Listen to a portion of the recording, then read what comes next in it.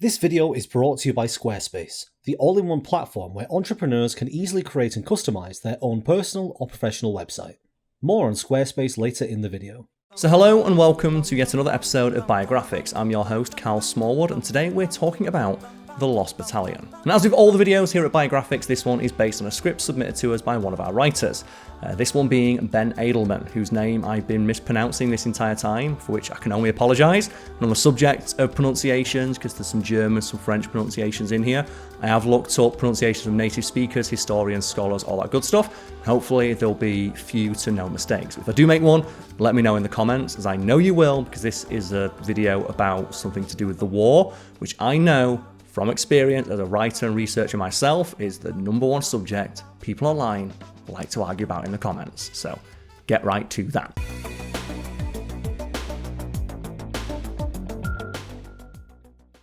When the United States entered the First World War in 1917, great effort was expended by the government to get public firmly behind the war effort. One of the best ways to get people into the proper martial spirit is the creation of war heroes, of which America had more than its fair share, despite only participating in the war for a relatively short period of time, all things considered. And arguably one of the stories that captivated American audiences back home the most was that of the so-called Lost Battalion. And it really isn't hard to see why. A few hundred American soldiers trapped behind enemy lines for 5 days without food, supplies, surrounded and constantly attacked by the enemy, bravely withstanding repeated assaults on their position until they were finally rescued by their comrades. It's the kind of story that gets everybody's attention, which is why it's so bizarre that today few Americans have even heard of the Lost Battalion, much less the gory details of what those men needed to do simply to survive. But then again, if we told you something you already knew, this likely wouldn't be a very interesting video, would it? And that's, me quoting directly from the script here, but I know for a fact that a good majority of the people watching this already know pretty much everything about the Lost Battalion. They're watching this video to see if we make any mistakes they can correct in the comments. Or if you like myself, you're just a fan of the band Sabaton, and hey, that's a cool song. I wonder if it's, oh god, this is cool. People don't know Sabaton is a heavy metal band who sing near exclusively about World War II. And they have their own channel, which is where I got the pronunciations for this video from, where the lead singer goes around with historians about all the events from World War II they have sung about in their songs to make sure they're as historically accurate as possible. They're a cool band. Go give them a listen if you're all into heavy metal. There's one about the Lost Battalion, which is 3 minutes long, much shorter than this video is going to be.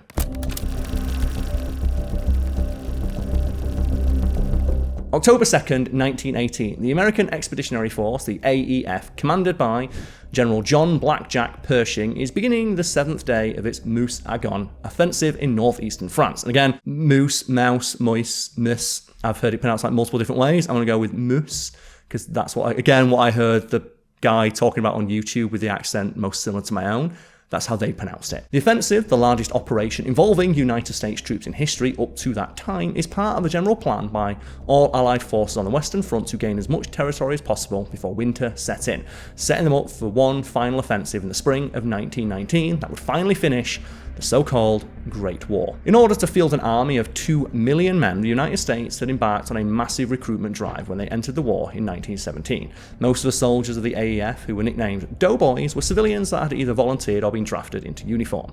One of these men was 35-year-old Major Charles Whittlesey, commanding officer of the 1st Battalion, the 308th Infantry Regiment. Whittlesey, a Harvard-educated lawyer who'd left a thriving New York law practice behind when his country called, didn't look much like a soldier at first glance. Frail and bookish, wearing large spectacles and walking around with a strange loping gait that earned him the nickname Galloping Charlie. But he more than earned his stripes since arriving in France with the 77th Division in April 1918, impressing those above and below him with his intelligence and calm demeanour even under heavy enemy fire. In the early morning of October 2nd, Major Whittlesey was given orders for the day's attack. The 308th's job was to continue their advance within the Argonne Forest, a heavily wooded and hilly area that the Germans had spent years fortifying since occupying it earlier in the war. Whittlesey and his men had been fighting in the Argonne since September 26th, experiencing firsthand all the horrors of trench warfare that had evolved since the war began in 1914. Machine guns, barbed wire, and the dreaded artillery barrages, which inflicted 80% of the casualties on both sides. And it's worth pointing out that many of these shells contained an infantryman's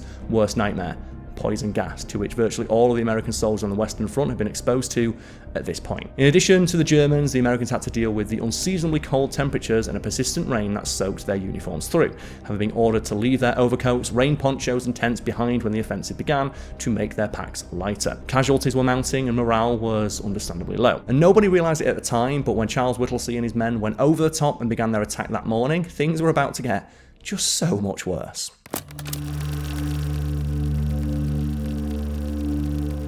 The advance in the Argonne had been slower than the army planners had anticipated. No allowance had really been made for the rough terrain or the toughness of the German positions. Instead, the delay was blamed simply on incompetence or the overcautious officers who didn't want to attack the fortified German positions who had machine guns and grenades. The call went out from General Pershing's desk. The pace needed to be picked up or heads will begin to roll. One of the officers feeling the heat was Major General Alexander, the 77th Division's commander. The line needed to move forward and he continually harangued his officers and they needed to press the attack. In an effort to motivate them, Alexander lied to his subordinates, telling them that they were holding up the advance of the units to the left and to the right of them with their delay. In fact, the attack had stalled out all along the line in the Argonne, but Alexander made his brigade and regimental commanders believe that their neighbouring units were further ahead than they actually were, which would be a key factor in what happened next. Whittlesey's troops attacked in accordance with their orders, being repulsed in the morning but finding more success in the afternoon, advancing to their objective, a steep hillside in the trees called, and I hope I pronounce this correctly, the Charlevoix Ravine. They dug in for the night, expecting to continue the attack the very next morning. What Whittlesey didn't know, however, was that he was the only unit that had actually managed to achieve their objective that day. No one else had managed to advance as far as he had. Far from being behind his neighbouring units, he was now far out ahead of them. And due to the nature of his orders, Whittlesey had just ignored his flanks because he assumed there were more men up front to regroup with. But there weren't. So this allowed the defending Germans to slip in behind him during the night, so that by the next morning, Whittlesey was surrounded by the enemy, totally cut off from the rest of the American army. So just as an aside, we need to talk about communication during the First World War because it was pretty much a continuous problem throughout the conflict. Portable wireless radio communications didn't really work because they hadn't been invented yet, and field telephone lines were particularly vulnerable to being cut off by enemy artillery, or just the enemy when they tripped over it and just cut it. This meant that the most common form of communication between the front lines and command posts was one that would be familiar to the ancient Greeks, just giving a guy a letter and telling him to run very, very fast. You know, just Game of Thrones season 8, that thing, just all the way back to the war. Just, you know, just like, who can run the fastest and who do we like the least, basically. So this was slow at the best of times, and the fighting in the Argonne was hardly the best of times. It took a while for both Whittlesey and his superiors to fully realise that he was totally and wholly cut off. Once it became clear that no messages were getting through in either direction because the messengers were either killed or captured by the Germans. Whittlesey now basically had only really two options. He could stay where he was and wait for his comrades to catch up to him, or he could conduct a fighting retreat to break through the enemy cordon and return to enemy lines. Had he known what was about to happen, he very well may have chosen to retreat, but it's likely that he believed the situation would only last a day or two at the most, since the Americans had been slowly but steadily advancing for the entire week. Most importantly, all American units were under strict orders not to give up ground under any circumstance. A decision made by senior army officers who believed that any other course of action would cause men to turn yellow and run back to their trenches under fire. These were all mistakes that the other countries fighting on the Western Front had made and learned from already during the past 4 years of fighting, and perfectly showcased both the American commanders' inexperience with trench warfare and the disdain with which they viewed their citizen soldier army. In any case, Whittlesey sent word to all the men under his command that they were to dig in, sit tight and defend their position at all costs. The first German attack on their position, which would become known as the Pocket, came later that very afternoon. So folks at home, you may have noticed that I've changed my outfit, and that's because today's sponsor, Squarespace, said I had to look professional, but also stand out for today's ad read, and hopefully this ticks both boxes. So I've enlisted the help of my good friend Brad Rawlinson from FactFiend to go with me through today's sponsor. So Squarespace is quite a paradoxical thing, Brad, isn't it? It's a website that lets you make other websites, and then you can presumably use their service to make a website that also makes websites. Just call it Squarespace too. CubeSpace. CubeSpace. Squarespace has built into it something called the Fluid Engine. So the Fluid Engine sounds awesome. I'm guessing it's not the name of a jet ski. It's not a jet ski, no. Okay, what is it then? Fluid Engine is a system built into each of their websites which allows you to drag and drop elements in and customize them in any way you would like. Okay, so give me some examples of where you can customize this, because I'm very excited to hear more. Well, you can place things where you want. You can change the colors, you can change the text, change the content, change the size. Change the colors, can you?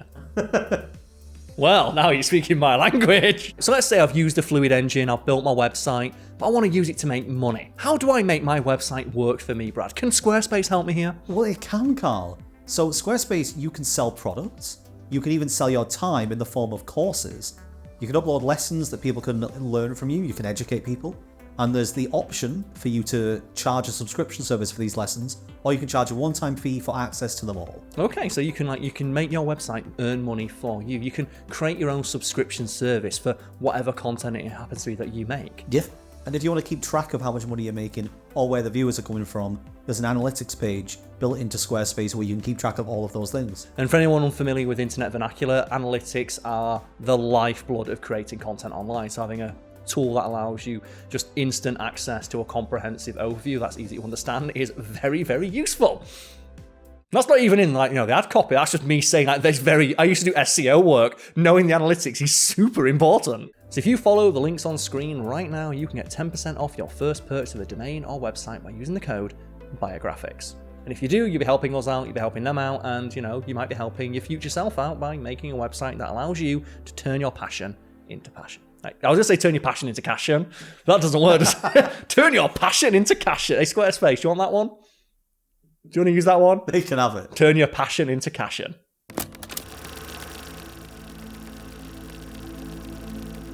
Major Whittlesey only really had one way to communicate with his superiors. His unit had been equipped with a cage full of homing pigeons that could communicate written messages back to headquarters. So it's commonly used throughout warfare, but this was hardly foolproof. The birds, though trained, could get confused and fly in the wrong direction. If a bomb went off, they could also be spotted by the Germans or vulnerable to be, shot. Not to mention the fact that you could only send messages one way, and once the message had been sent, there was no way to really know whether or not the message had been received. So, altogether, not the most ideal of circumstances. And as an example of the kind of mistakes and issues this could lead to, consider a message sent not by Whittlesey, but by his artillery liaison officer, which included the wrong coordinates for their position. And the consequences of this single mistake were disastrous to say the least, when on the afternoon of October 4th, the second day of the siege, an American artillery barrage meant to help Whittlesey's men to thin out the German ranks was instead dropped right on top of their position. And it's hard to imagine just how uniquely horrifying an experience that would have been for the trapped men. They were unable to get out of the line of fire because the surrounding Germans were shooting at them the entire time. A high explosive shell was powerful enough to blow a man completely apart, and the bodies of men killed over the last 2 days were being dug up by the shelling and blown all over their unfortunate comrades. The situation was later and very accurately described as being akin to hell on earth. In desperation, Whittlesey called out for his last remaining pigeon and wrote out a message that read, and I quote, "Our own artillery is dropping a barrage directly on top of us. For heaven's sake, stop it." The message was tied to the leg of a male bird named Cher Ami, French for dear friend. And after some encouragement, he was a bit scared of the bombs going off, the pigeon finally took off and headed back for American lines. Despite being seriously wounded, Cher Ami got the message through. And if anyone curious about the fate of the pigeon, it did survive its numerous injuries and died in 1919, at which point its body was stuffed and sent to the Smithsonian. I think it also got a medal, but we'll have to fact check that one. About this time, newspaper correspondents covering the war for American newspapers began seeking out more information on Major Whittlesey's trapped men, sniffing out what they believed to be a dramatic story their readers would want to know about. The trapped men became known as the Lost Battalion, which, as cool as that sounds, is a misnomer. At no point was Whittlesey's command lost. Everybody knew exactly where they were, it's just they couldn't get to them because Germans. General Pershing began to realise that something needed to be done to rectify the situation, because if Whittlesey's position and command were overrun, it would not only be a military disaster, but a public relations one as well. The orders then came down. The Lost Battalion needed to be saved, no matter the cost. This was easier said than done, of course. The Germans were stiffening their resistance in the Argonne, moving reinforcements into the area, and were successfully repelling all attempts to relieve the trapped Americans. They were also stepping up their attacks on Whittlesey's forces, trying to wipe them out before help could arrive. By this point, the supply situation in the pocket was, shall we say, bad. Most of the men under Whittlesey's command had gotten very little food since the offensive first began on September 26th, the supply of rations being a continual problem throughout the campaign, and what little food had been carried with them was gone after just 2 days. The only fresh water source was a stream at the bottom of the hill, but anyone who attempted to reach it ran the risk of being shot by a German sniper. Most of the soldiers, if they drank at all, did so from muddy shell holes. As the growing numbers of wounded men, the meagre medical supplies had been quickly and totally exhausted, leaving nothing to treat them with. There was nothing anyone could do to prevent their wounds from becoming infected, leaving many of them to die a slow and agonizing death as help didn't arrive. In an attempt to help the trapped men, American airplanes flew sorties over the Argonne, attempting to locate the lost battalion and drop containers full of supplies for them, the first attempted aerial supply in the history of warfare. Unfortunately for Whittlesey and his men, it wasn't the first successful aerial resupply in the history of warfare, since the pilots had trouble finding the right spot to drop their packages. Most of them were inadvertently dropped to the confused, but very grateful, German soldiers instead.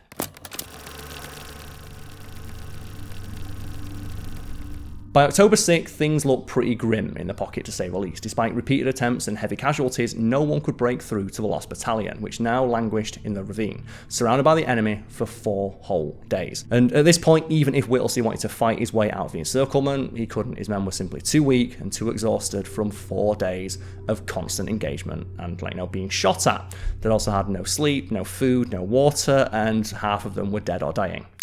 So yeah, not a great position to be in. And as if all this wasn't bad enough, the doughboys began to run out of something you think would be plentiful during warfare: ammunition, forcing Whittlesey and his men to run out into no man's land and scavenge ammo and magazines from the dead and dying. And it's worth noting that the Germans weren't having an easy time of it either. Already stretched thin along their lines as it was, they were losing men they couldn't really afford to replace, trying to overcome the stubborn resistance of a few trapped Americans. They decided to up the ante, calling in their elite stormtroopers to break the impasse. These were specifically trained units of shock troops that were intended to assault heavily fortified trenches, so surely they'd have no issue storming in and taking out a bunch of guys in basically an exposed position who were already dead, dying, wounded, or tired. So the German attack on the pocket on the afternoon of the 6th was the most vicious one yet. The Americans were sprayed with a hail of machine gun fire and pelted with a barrage of hand grenades, which the Americans took to affectionately referring to as potato mashers because of their long wooden handles. And I guess, all the people who were just dying to correct us on a mistake or to tell us something about warfare that we don't know. Why don't we have grenades with handles anymore? I'm curious about that. I've always wondered, they seem like they'd be so useful. I guess carrying them's an issue, but they seem so much better suited for the act of throwing, and they also seem like they bounce a lot less, which I guess grenades do.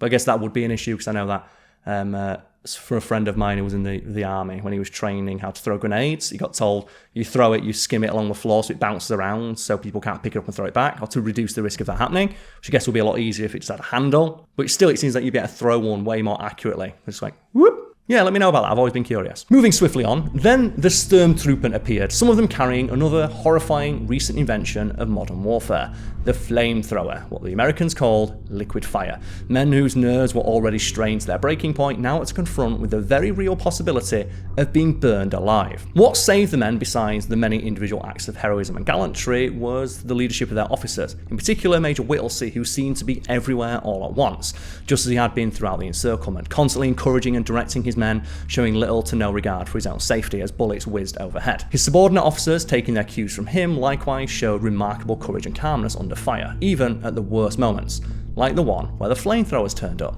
At this point, the Americans engaged the Germans in vicious hand-to-hand combat with their bayonets, screaming like madmen as the fight turned into an ugly, all-out brawl with flamethrowers. The Germans were repelled, falling back from the pocket with rifle fire and curses of the Americans chasing after them. As for the flamethrowers, several of them were broken open by just well-aimed shots from the Americans, which resulted in the unfortunate operators being burned alive themselves. When it was all over, the lost battalion was still holding its position, but it was a dubious prize at best. The men no longer had the strength to bury the dead, so they laid where they fell, and there seemed to be little doubt that if they didn't get help soon, the entire ravine, which had been described as a small corner of hell, would be covered in corpses.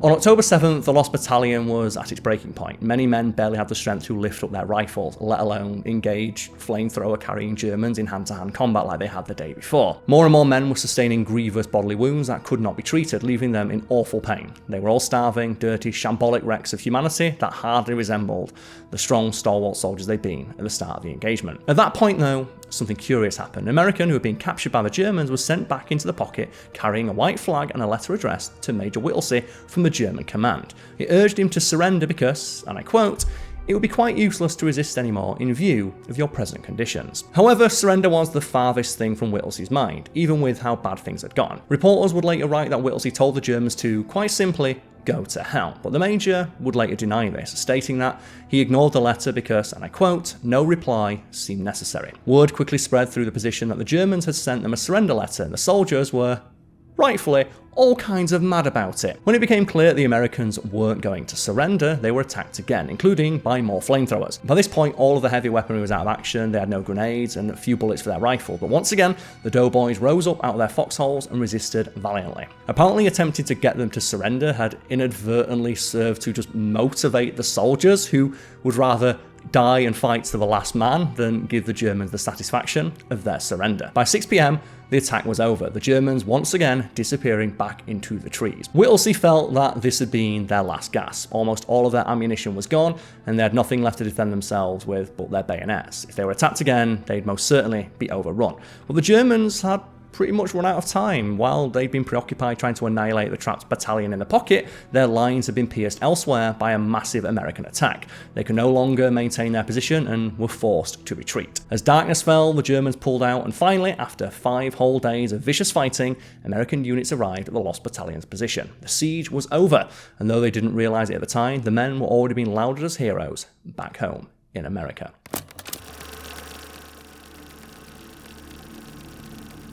The first impression that the relieving soldiers had of the Lost Battalion was that they smelled really bad.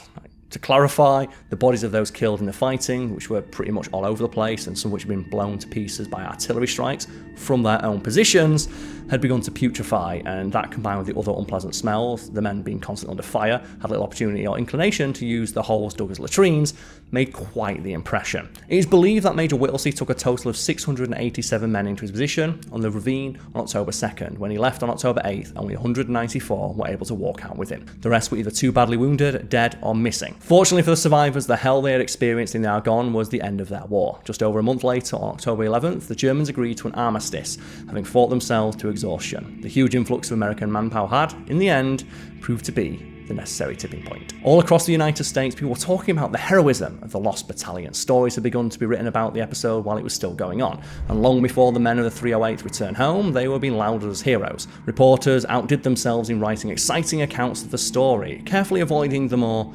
graphic parts that we've covered in today's video, while embellishing details to make the men seem even more heroic than they already were, which seems kind of pointless. It's like some of these dudes like fist-fought flamethrower-wielding stormtroopers. You don't really need to embellish that. Just that image alone is already, like, an album cover. It literally is an album cover. A band called Sabaton sung a song about these dudes, and it's super metal. The centre of this hero worship was Charles Whittlesey, promoted to Lieutenant Colonel on the spot upon being relieved. Whittlesey and 2 of his subordinate officers received the Medal of Honor, America's highest decoration, awarded for conspicuous gallantry above and beyond the call of duty. 30 of his men received the Distinguished Service Cross, the Army's second highest bravery medal. Whittlesey had not sustained so much as a scratch during the Lost Battalion episode, yet he returned home from the war a wounded man nonetheless.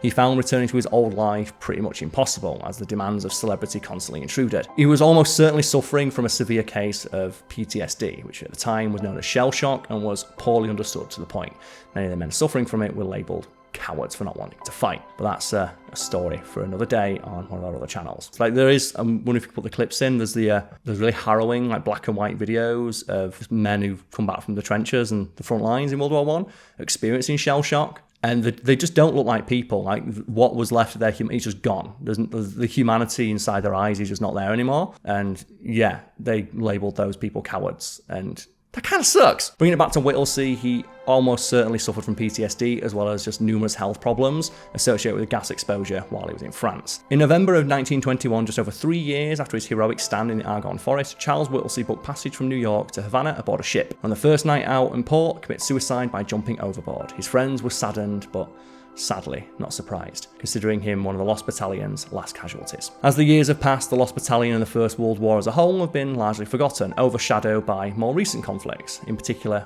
World War II. Speaking again as a content creator, writer, host for numerous channels, yeah, people love World War II. We even have a word for them.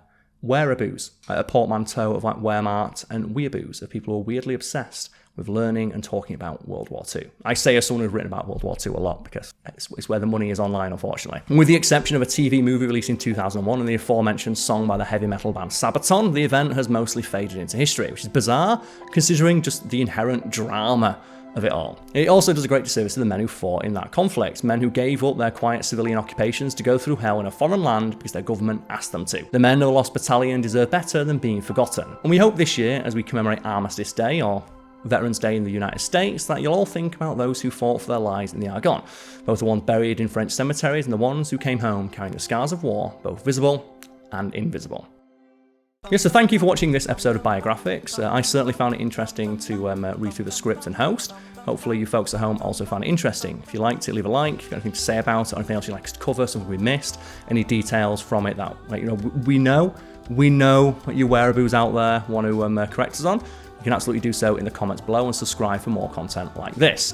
As always, I've been your host, Cal Smallwood. This has been a video scripted by Ben Edelman. You can find links to our socials below, and I guess I'll just end with a story, since I've been informed this video is planned to go out on November 11th, like Armistice Day over here in the UK, Veterans Day for you Americans. It's about my granddad. So my granddad was a Royal Marine. He never fought in any of the conflicts, but he was proud of being a Royal Marine. He didn't fight in any conflicts, but he was very proud that he was a Royal Marine, his naval history, and every year he would go for a meet-up with his old Navy buddies for an event called the Black Top, which to my understanding was just this commemorative event a lot of sailors celebrate, because I think up until very recently, at least recently considering what it involves, sailors would be given a ration of rum. I think it was like half a pint a day at one point, which they would mix with water to create grog. As the the Royal Navy became more and more advanced, they realized, we can't have all of our sailors being drunk all the time. So they kept lowering down the ration to basically it just became a tot of rum. And even that was deemed to be okay, we can't just keep giving our sailors rum. It's probably a bad idea for people in charge of billions of dollars worth of military technology to be drunk on rum. So they said, we're going to stop giving away rations of beer or rum from this point onwards. So yeah, this is a tradition that's going to end. And they celebrated that with what they called the Black Tot, where sailors and members of the Navy just took one last tot of rum and then threw their barrels containing the rum overboard. So it's once a year my granddad would meet up with his friends from the Navy, and they'd celebrate this. They'd all have a tot of rum and just share old stories about being in it. And when my granddad passed, comrades, I guess, just his friends in the Navy, took a collection and had a bronze elephant commissioned because he was stationed aboard the HMS Ganges. So they had a big bronze elephant, Ganges, India elephants, and they put that above a big flagpole. So every year during the Armistice Day parades, where all members of the military go on a nice big parade, I always just look out for the elephant, because you'll see him, like you say, my granddad's old Navy buddies still proudly carrying the flag with the elephant up top, which they call Sam's elephant. Maybe if you want to pull that story, I just thought, tell a story about my granddad. So when I'm watching the parades on November 11th, I'll look out.